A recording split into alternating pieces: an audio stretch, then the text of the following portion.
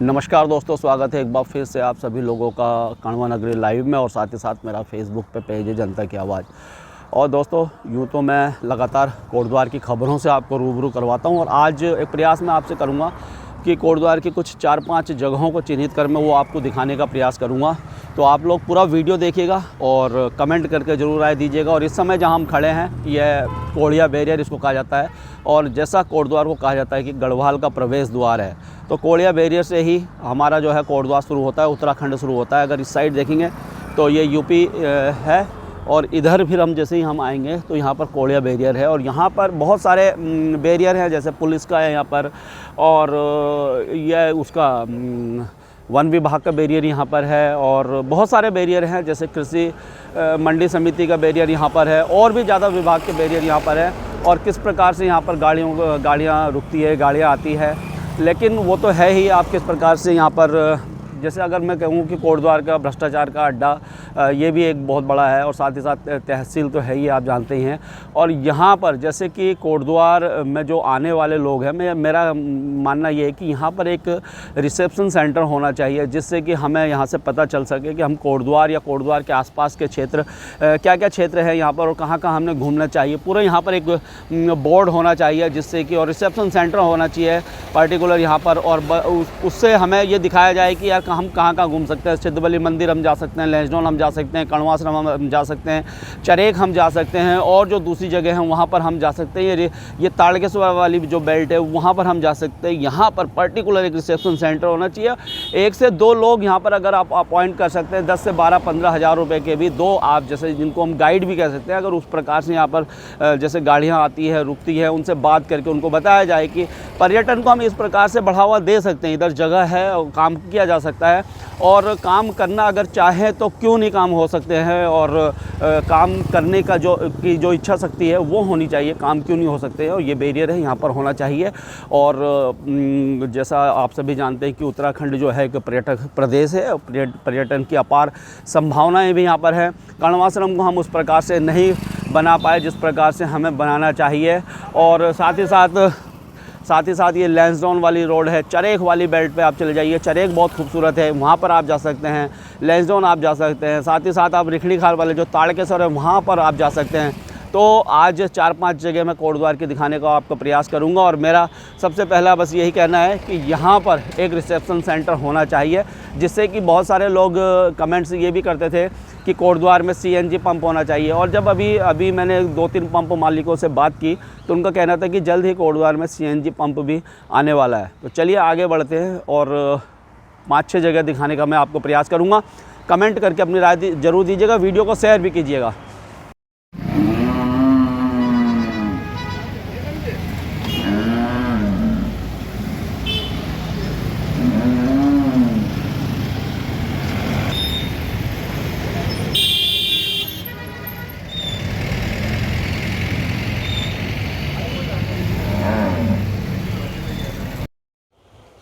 तो दोस्तों लगातार प्रयास रहता ही है कोटद्वार के विकास के लिए, कोटद्वार में किस प्रकार से काम हो। अभी बरसात आने वाली है और इस बरसात ने, जो पिछली बरसात गई है उसने किस प्रकार से डैमेज किया है पूरे कोटद्वार को, आप और हम सभी जानते हैं।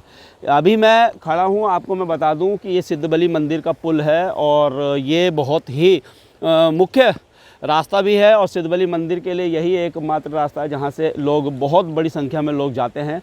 तो इस पुल की भी स्थिति कोई ख़ास अच्छी नहीं है। मेरा बस यही कहना है कि अगर इस पुल पर कुछ होता है तो फिर ये नीचे जो पूरी बेल्ट है, आपका गाड़ी घाट है और काशीरामपुर तल्ला है, ये जो पूरा क्षेत्र है ये कहीं ना कहीं डूबने की कगार पे। और इस बार जो स्थिति बहुत ही विकराल होने वाली है, क्योंकि बहुत जगह आपने देखा होगा कि बड़ी परिस्थितियां ख़राब है और किस प्रकार का नुकसान हुआ था। तो आज हम एक ये पड़ताल करने निकले हैं कि किस प्रकार से इस सिचुएशन कोटद्वार की है। और आप लोग अपने अपने क्षेत्र की समस्याओं को भी बताते रहिएगा हमें, हम आपके क्षेत्र में आने का प्रयास करेंगे। और आज इस वाली बेल्ट पर अभी हम कोढ़िया बैरियर में थे और कोढ़िया बैरियर के बाद हम सिद्धबली मंदिर के इस पुल पर हैं। तो अभी दिखाता हूँ मैं आपको कि किस प्रकार की स्थिति उस पुल की है। तो नदी पार करके हम जा रहे हैं और दिखाऊंगा मैं आपको वो पुल, छोटी सी नदी है और बरसात में जो है बड़ी भयंकर हो जाती है, काई वाई की जमी भी है इसमें, नदियों की सफाई भी नहीं होती। स्वच्छ गंगा, स्वच्छ निर्मल, पता नहीं क्या क्या योजनाएं सरकार की हैं, लेकिन सफाई भी नहीं होती नदियों की। ऐसे ही जो आपने देखा होगा कि निराश्रित गौवंश है उनकी स्थिति क्या है? और पानी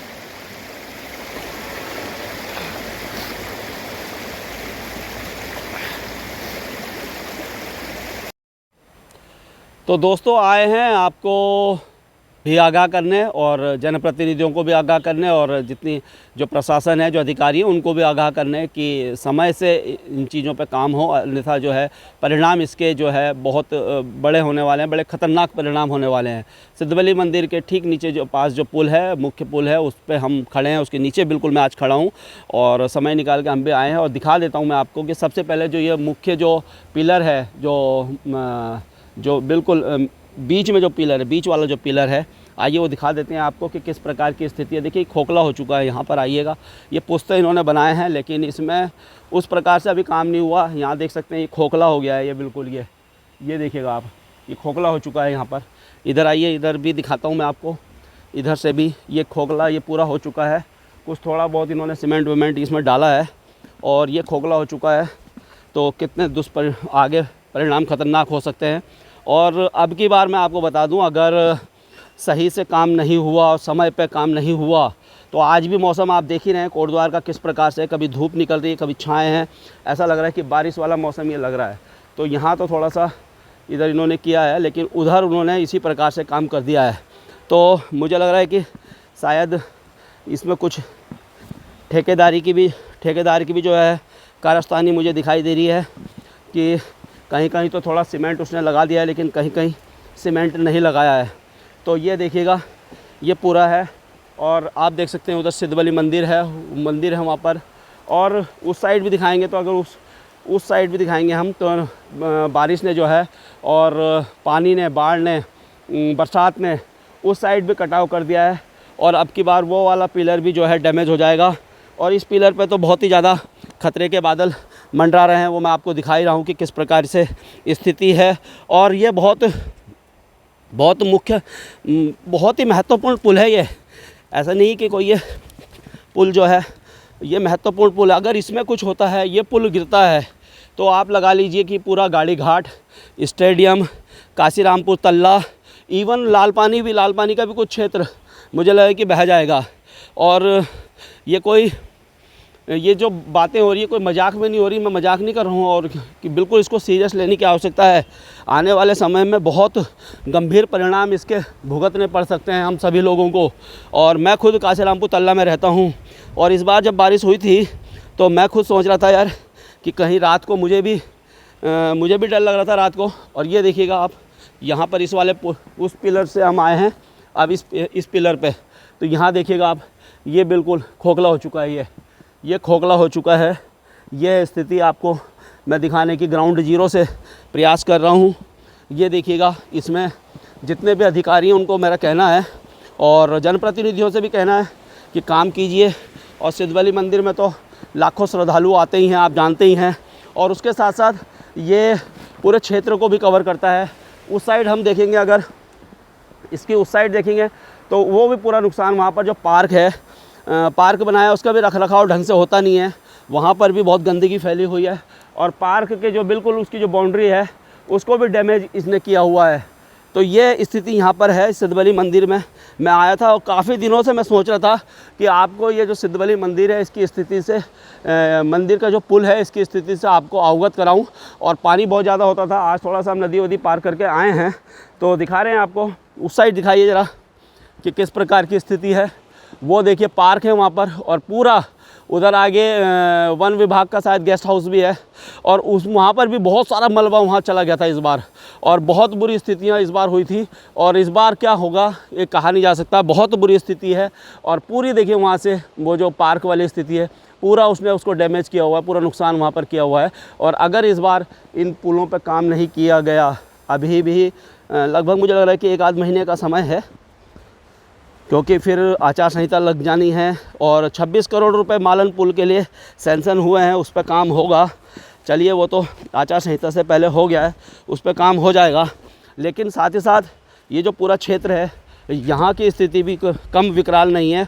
और मुझे लगता है कि जब कोई मुसीबत आती है तभी जाके जो है सरकारों के भी हाथ पांव फूलते हैं और लोगों के भी हाथ पांव फूलते हैं।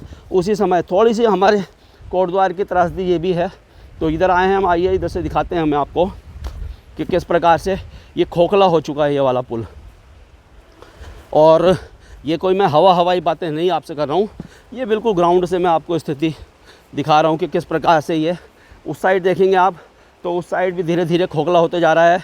नदी जो है धीरे धीरे उस पानी को बहाते हुए उस ले जा रही है। और यहाँ पर ये देखिएगा, ये बिल्कुल ये इन्होंने पिलर इस प्रकार से बनाए, ये पुस्ता बनाया है इन्होंने। और स्थितियाँ जो है बहुत ही ज़्यादा ख़तरनाक है। आप लोग कमेंट करके ज़रूर राय दीजिएगा, वीडियो को शेयर भी कीजिएगा। आइए इधर से दिखाते हैं, थोड़ा सा दूर से देखेंगे तो शायद हमें स्थिति सही नज़र आएगी, दिखाई देंगी, सही जो है तस्वीर हमें दिखाई देगी दूर से थोड़ा सा कि किस प्रकार से खोखला है। उधर से दिखाइए कि किस प्रकार से, वहाँ देखिएगा कि किस प्रकार से खोखला है वो स्थिति आप देख सकते हैं। तो बड़ी भयावह स्थिति है। और आज हम चले हैं कोड़िया बैरियर से इधर सिद्धबली मंदिर और थोड़ा नीचे चलते हैं, नीचे भी बताते हैं आपको गाड़ी घाट में जहाँ पर बहुत सारे मकान बहे थे वहाँ पर दिखाने का मैं प्रयास करूँगा। तो वीडियो को शेयर कीजिएगा दोस्तों।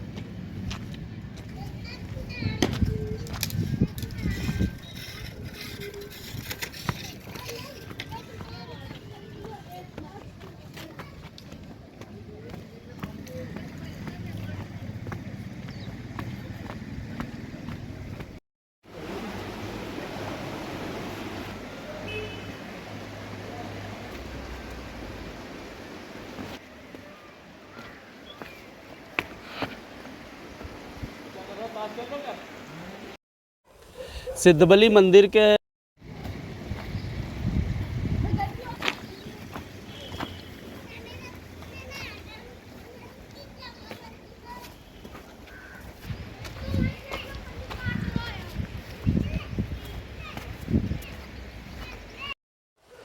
तो दोस्तों आज मैं चला हूँ पड़ताल करने और ग्राउंड जीरो से आपके साथ रिपोर्टिंग करने। तो आप सिद्धबली मंदिर के नीचे के बाद हम पुल पे जो हमने आपको स्थिति दिखाई थी उसके बाद ये मैं आपको स्थिति दिखा रहा हूँ। ये देखिएगा, ये गाड़ी घाट क्षेत्र की है और आप ये देख रहे होंगे कि ये जो पुल है ये भी पिछली बार क्षतिग्रस्त हुआ था और इस बार भी स्थितियाँ कोई अच्छी नहीं है।